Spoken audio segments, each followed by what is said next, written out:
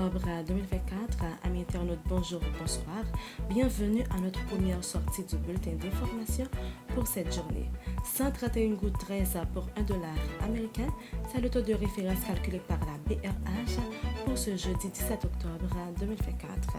Hier, mercredi 16 octobre 2024, à l'occasion de la Journée mondiale de l'alimentation, FADRIS a organisé une demi-journée de clinique mobile au commissariat de Port-au-Prince au profit de plusieurs dizaines de détenus. Ils ont bénéficié de consultations gratuites, des médicaments et des kits sanitaires. Le CSCCA rappelle aux institutions publiques que la loi ne l'autorise pas à intervenir sur des engagements renfermés dans l'exercice fiscal déjà clôturé en vertu du principe de l'annualité budgétaire dans une note datée 4 octobre 2024. Les enfants haïtiens ne méritent pas moins que ceux de l'Ukraine ou de Gaza, souligne la ministre des Affaires étrangères d'Haïti, Madame Dominique Dupuis, dans une interview publiée le 16 octobre 2024 par France 24. Elle critique l'attention portée au conflit au Moyen-Orient au détriment d'Haïti, désormais au bord de la famine. Elle a réitéré la volonté du gouvernement concernant le déploiement total de la mission multinationale et sa transformation en une mission onusienne. Le 16 octobre 2024, la Direction nationale de l'eau potable et de l'assainissement d'INEPA a annoncé des progrès majeurs dans le cadre du programme EPA-RRDD visant à améliorer l'accès à l'eau potable et aux infrastructures d'assainissement en milieu rural. Ce programme lancé en collaboration avec la Banque mondiale s'appuie sur une gestion décentralisée et durable des ressources.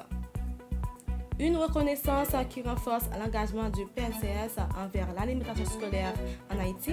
Le Programme national des cantines scolaires a annoncé avec fierté via une note de presse qu'il sera récipiendaire du prestigieux Grand Prix Réserve nationale, une reconnaissance qui témoigne de son dévouement à l'égard de l'alimentation scolaire.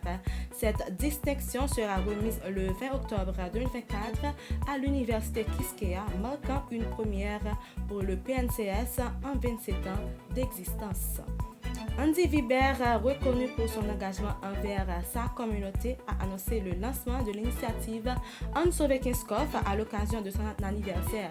Cette initiative, qui se déroulera du 19 au 30 octobre 2024, a pour objectif de sensibiliser sur les menaces qui pèsent sur la plus grande réserve écologique de l'arrondissement de Port-au-Prince, Kinskov, tout en encourageant les jeunes à s'impliquer activement dans le développement durable dans leur région.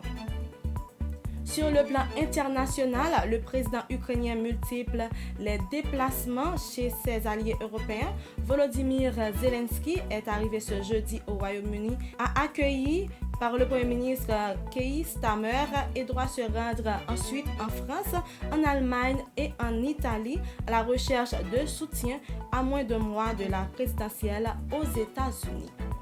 Le président de l'ONG Urgence panafricaniste, Kémy Séba, a été interpellé mardi à Paris par la DGSI, suspecté d'intelligence avec une puissance étrangère, avant d'être relâché ce jeudi sans poursuite.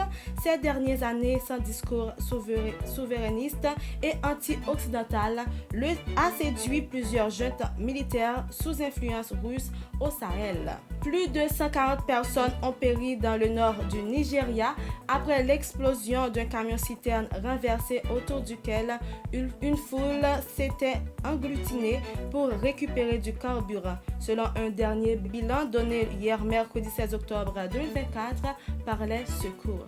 En maintenant, c'est la fin de ce bulletin d'information. Merci de l'avoir suivi. C'était avec vous, Vanessa Cédouane.